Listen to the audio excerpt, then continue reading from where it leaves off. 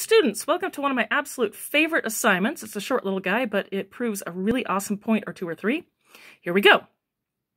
Hummleton, the inconspicuous-looking thief, goes around breaking into cars and stealing stuff.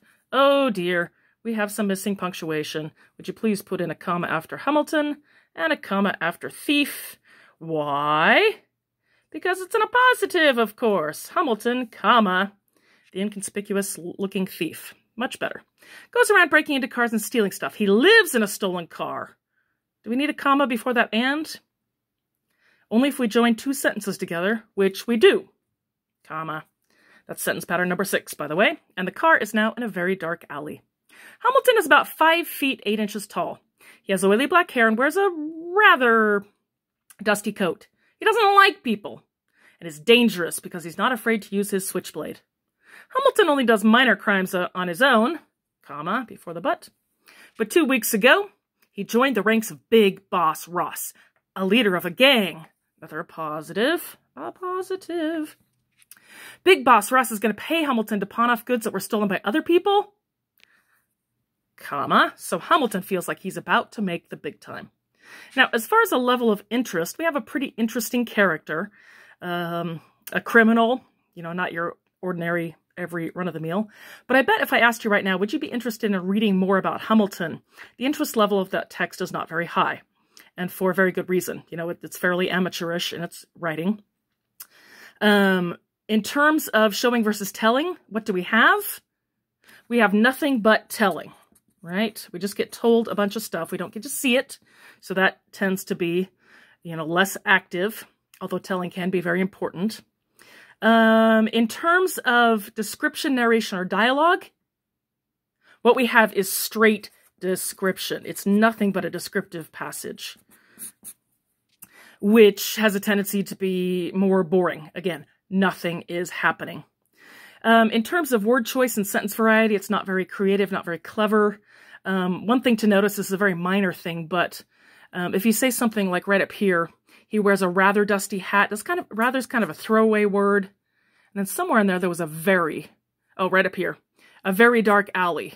Very is kind of a throwaway word as well. They don't add too much. We might as well leave them out and use more interesting words. So now, let's take a look at the revised version. And if I had you in class, I would obviously be asking you to figure out why is this one so much better. So let's read it, let's take a look, and then I'll have you write down about, I think, 5 points about why this one is so much better. Now, guys, you are going to be writing creative fiction. So pay attention to the style and the principles I'm about to teach you so that you can do it right and have fun with it. Now, here we go. The real story. Loafing by the side of a cracked Coke machine, Hummleton hunched his shoulders and stared at the ground, trying to look inconspicuous. With a scraggly goatee, oily hair, and dusty black coat, Hummleton's appearance caused all of the customers of the Quickie Mart to clutch their belongings, briskly walk off in a different direction. Stupid jerks, Hummleton muttered. He reached his hand deep in his pocket and fingered the switchblade he wasn't afraid to use. Suddenly, ooh, that's a comma after an adverb. Suddenly, a swanky white Chevrolet pulled up with a screech and blocked 3 full parking stalls. Its engine sputtered to a halt. Hummleton slunk out of the shadows and approached the driver's side. The tinted window rolled down, revealing a dark-suited fat man with cold, calculating eyes. "You Hummleton," said the fat man. "That's right. Got a job for you. Get in." The fat man jerked his head in the direction of the passenger seat. Hummleton sauntered slowly over to the other side of the car, faking his nonchalance. This was it. The beginning of his first job for Big Boss Ross. The beginning of the big-time heists. The beginning of a new life. Payback time. Oh, yeah. Okay, interest level went up a whole lot, didn't it? Much more likely to want to continue reading. I'm afraid that's all of the story that exists. I made that up years ago, and there's no more. Sadness. Anyway, okay, point number 1. Down here where you're going to write all those nice points. Why is it better? Well, for one thing, here, do what I do. Why is it better? We have a mix, a beautiful mix of narration, and description, and the dialogue. Oh, speaking of the dialogue, Speaking of the dialogue, right now, because I'm not going to be with you to really take a look at dialogue, please, please, please remember, do not forget, okay? In fact, let's write it out to the side. Dialogue is vertical. It's a vertical phenomenon, meaning that the fat man says, "You Hummleton," and the second somebody else starts speaking, you switch paragraphs. Hummleton only says, "That's right," but it gets its own little paragraph. And then the fat man talks again, and it goes to a new paragraph, okay? And you set up the dialogue in vertical lines that spaces it out up and down. Makes it a whole lot easier to read, okay? You may think that's obvious, you know, of course, Miss Thornbrew. I know that. I've seen books. I know how dialogue looks. But when you guys get to writing your story, some of you will mess that up and put all sorts of dialogue into one paragraph, and it makes it really hard to read. Okay, next point. Why is this better? Well, sentence variety. Oh, yeah. I hope you get the point. The sentence variety is just absolutely awesome. They did something nice with a colon. They did something nice with fragments. Well, I did years ago. It's got that nice fragment at the end. Payback time. And dashes. And others of our sentence patterns. I noticed actually a whole lot of participles. Okay, my paper's moving around. I'm going to put my scriptures up here. Hold it down. There we go. Okay. Third. What else do we have? We talked about sentence variety. It's a nice mix. Oh, of course. Word choice. Vivid word choice. That's important. There's a little bit of attention to sound. You know, it's not poetry, so we don't need to care too much about sound. But notice this nice section right here. Let's underline the alliteration where we have sputtered, slunk, shadows. That's nice. Screech.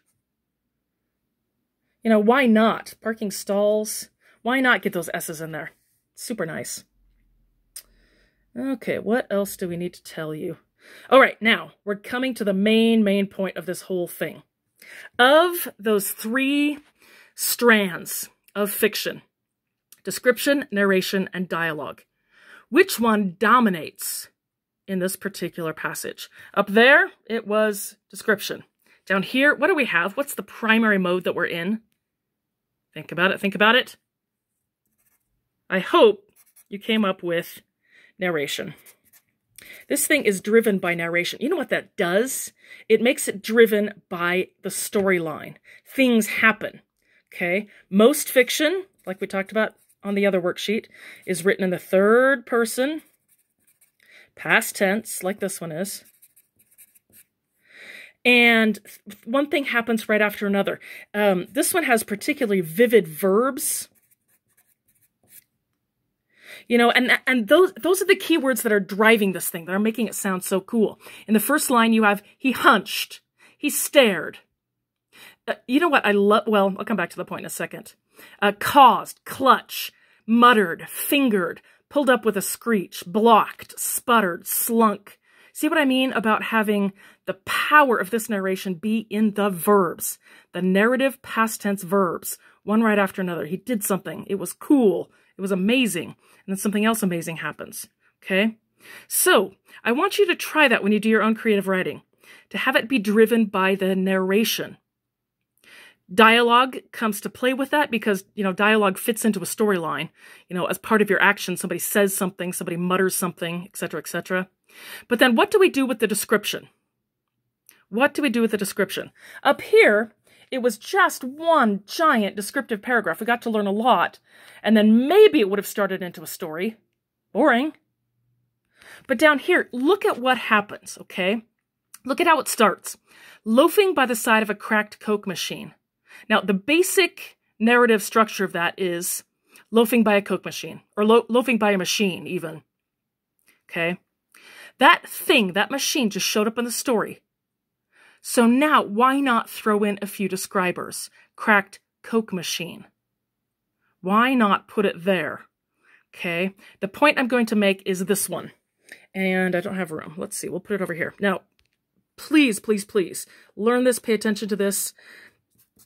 figure out what I mean, okay? Don't describe things. I'm not going to say ever after. You need to describe things. Don't describe things until they are interacted with. Do you see what I mean? Until that thing plays a role in the story. Up here, we got all sorts of nonsensical information about how he has oily black hair, he wears a dusty coat, he lives in a car, something like that.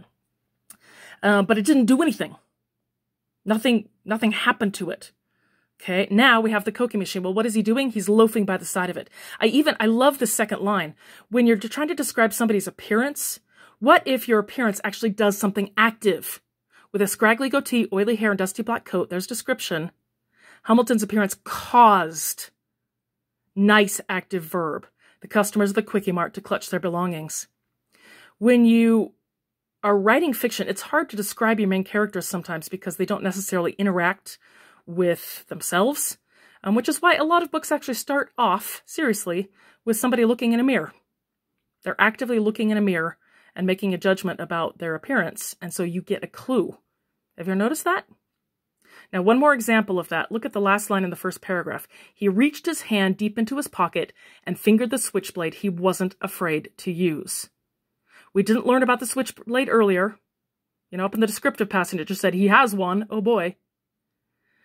But now the switchblade is being interacted with. So now it gets mentioned.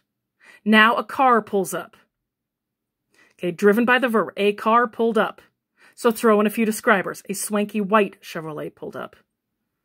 The tinted window rolled down. Add in the word tinted, revealing a dark, fat man. A dark-suited fat man. Okay, the basic sentence would be revealing a man. So throw in some describers now that he's part of the story. A dark-suited fat man with cold, calculating eyes. Okay, can you remember that forever? Don't describe things until they're interacted with. Can you? I hope so. And again, take a note that we don't get all of the details from this picture. We don't know what the hair color is. We don't know what their... did they wear glasses or anything like that? You know, for that fat man, we get dark, fat, cold, calculating eyes. And it's enough for the reader to paint a picture. So just choose a few little describers. Don't overwhelm your people with way too much description. And let the reader fill in the blanks with... and fill out the picture. Okay, that was fun. Have a good one. Just keep this paper. And one of these days I'll have you turn it in sometime, somehow, somewhere. All right, bye-bye.